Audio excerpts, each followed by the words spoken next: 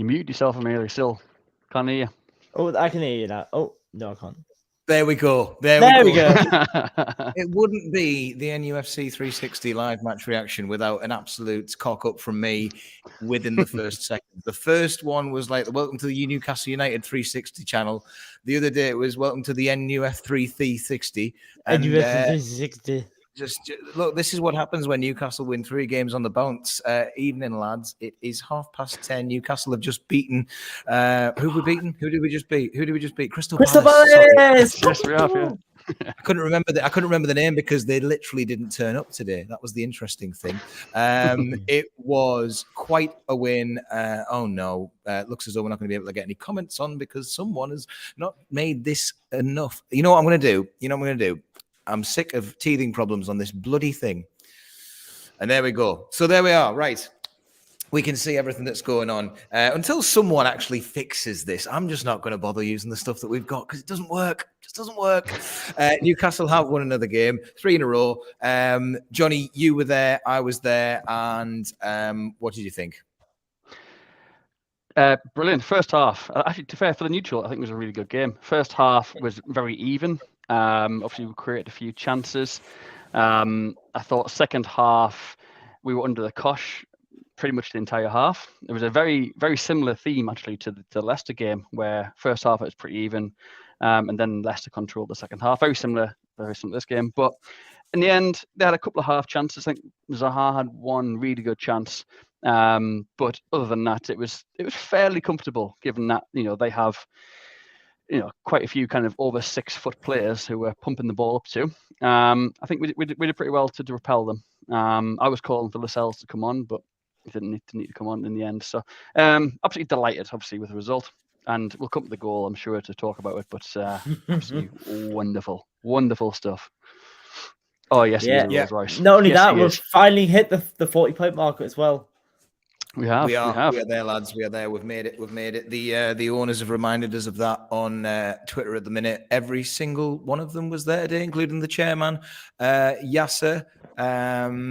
I mean, it's great that they get to see Newcastle win again.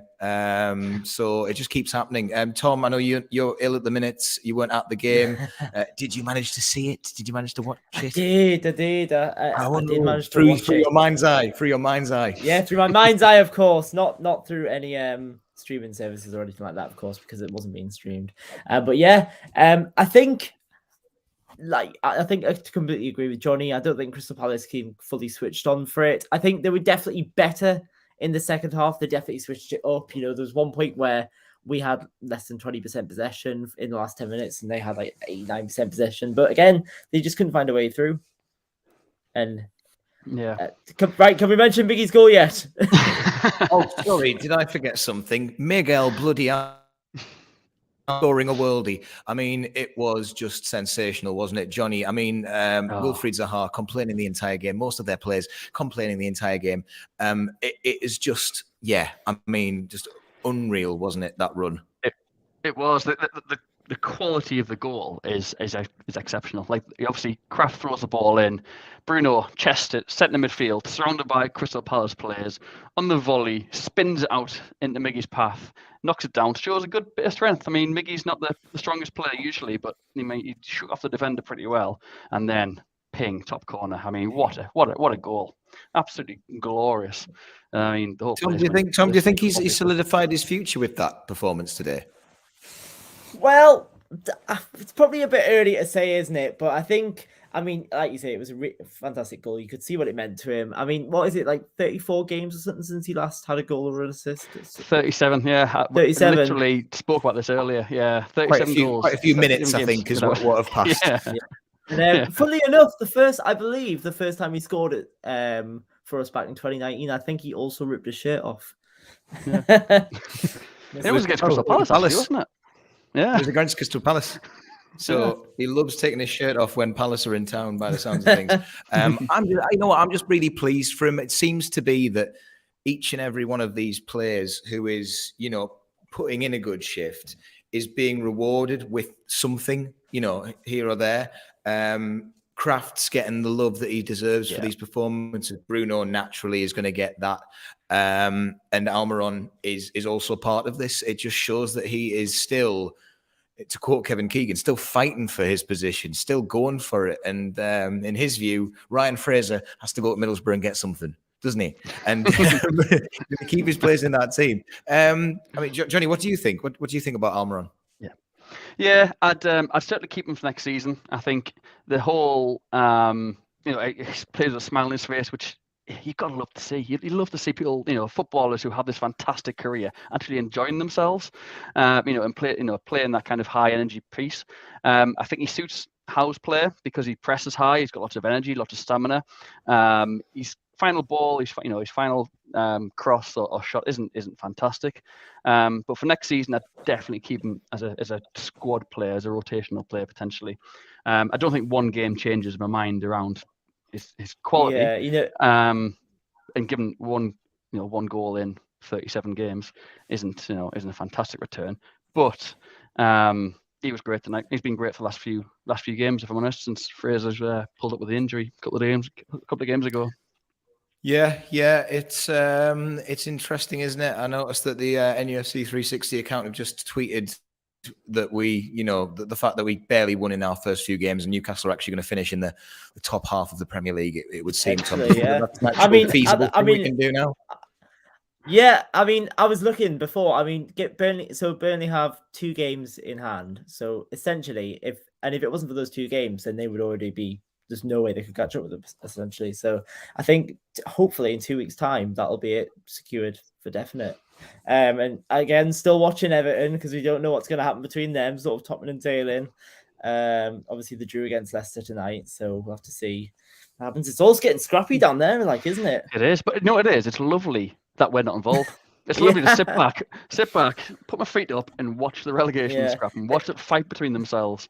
It is, and the interesting stat, of course, is that we will be the first Premier League team in history to go 14 games without a win and then secure survival.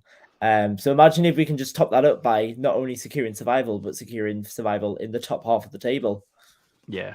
I mean, this run, this obviously 6 games at home, wins in a row is astronomical, considering, before Christmas, we'd won 1 game against Burnley and it was a scrappy 1-0 win. Like, people were, trudging out the stadium. Yes, we had the takeover, etc., which was great, but people were still seeing the die of football. I mean, to come away from the stadium 6 games in a row with a win, with that win feeling, I mean, you can't put price on that. It's unbelievable work from Eddie Howe and the staff. They deserve so much credit for what they've done to turn it around, really.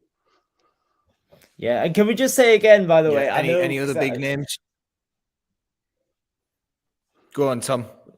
I was just going to say, obviously, it's still getting brought up though that we've bought survival, but we haven't. We've literally brought in Matt Targett, Dan Burn, Chris Wood. No. Premier League players. I say Bruno's only started the last few games. It's not as if he's been a regular. Yeah. Trippier's been injured. It's the whole buy-in of the survival is craziness. It's almost as if Everton haven't spent hundreds and hundreds of millions of pounds in the last few seasons and down there as well. But there we go. Yeah, all very impressive, lads, and it's so good to be away from that bottom pack now. I mean, it's like the fact that we don't even have to think about it. The fact that we have made our own fate, made our own luck, as Mike Ashley would once say. We've actually gone about it the right way and done that. I'm just so impressed by the way that, I mean, the first half in particular, I know the second half wasn't as good, but the defensive display, Fabian Schär just going for it, Bruno getting back, Chris Wood even did a great job today. He was absolutely knackered by the end of that game. He was putting that pressure on. That's my favourite part of the game at the minute, by the way. Newcastle getting forward, and when teams are trying to pass it around at the back, we're just on them. We're just into them straight away. It's like that Leicester game where people were cheering over and over again. It is. And I think I know Wood does a great job up there in terms of hold-up play and winning free kicks. But if you had Wilson in there instead of Wood, the amount of pressure we could stick on the kind of the opposition defence and harry them and chase them down and all that sort of good stuff. I mean, it would be fantastic to see. I think a full-strength team is, if we can get a full-strength team out at Burnley at the last game of the season, I mean, that could be some spectacle, to be fair. Well, that is the question, isn't it? Tom, I was going to ask you, actually, how much does this team still need Callum Wilson and Kieran Trippier? I mean, at the minute we don't, but no, I think that's the beauty of it, though, isn't it? Because they were such a big asset, and we were so good when we lost them to injury that it's that strange period now because you think they will bring so much to the team when they come back, but you kind of think, well, hang on, who the hell are you going to drop? Yeah, I agree. Yeah, I mean, Kraft's that's it, been isn't it? fantastic, hasn't he? Yeah. He has. He's getting all the plaudits. It's really impressive. I'm just buzzing for them all. All of them deserve this. The effort that they're putting in. Not that I want to dwell on it too long, Johnny, but anyone who had a pretty poor game today? Honestly, hand on heart, no. I don't think there was a single poor performance across the piece. Even ASM, he has critics. He didn't provide an assist or do anything particularly well, but he still put in a shift. He ran the ball. He put a shift in. He didn't dither on the ball, which I think sometimes the crowd get a little bit frustrated with. He knocked it off, made a few passes. But yeah, I don't think there was no bad performances in there. Everyone was at least a 7 out of 10, I'd say. Couldn't make any complaints about anyone, to be honest. I was just looking at some of the comments as well, like Alan saying very Bruno impressive. and Bruno and Mickey work well together. They have an he's understanding in the type of football. Yeah, I'm just having a look at the comments. Sorry, the internet's really poor because I'm not next to the router, so I haven't got a clue. I'm on a hell of a delay. It's just another issue for this new stream. Are you in the office? Really. I'm not in the office. I'm next door. But look, it's all right. We're staying professional. We've got to stay professional. Alex says Matt Target for England. Anyone? Luke Shaw. I reckon so. Apparently, as well. I'm hearing a rumor. I'm not in the know, but apparently, someone who knows Matt Target has said that apparently the deal is pretty much finalized. So. I think Matt Target deserves it. He fits in with those lads so well. He's ingrained himself in, hasn't he, Johnny? Do you think Matt Target's got to be instant buy?